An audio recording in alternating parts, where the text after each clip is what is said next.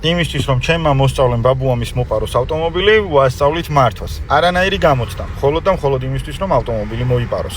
რა თქმა უნდა, იქ წავა ეხა გასაღების გარეშე დაქოქვები და რულის გადატეხვებიც, მაგრამ ნუ მანქანამდე ჯერ ტარება ვასწავლოთ, ხვდები? როდის მოიპარავ მანქანას?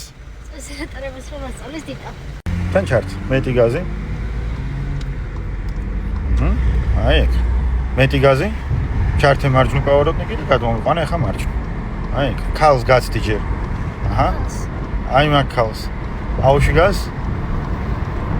აქ მე აკაპოტებას კი არ გასწავლი, მანქანის მოპარვას გასწავლი, გადაუარა ყველა ორმოს იმენა.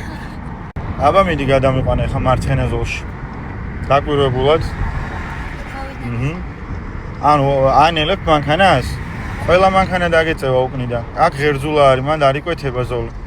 აი მოსაპარა თუ სწავლობთ, მაგ დროს შეიძლება რა. ძალიან ხო არ ნელდები გოგონა. მოპარულ მანქანაზე რო პატრული გამოგეკიდოს, რა სიზამ? გავიქცევი.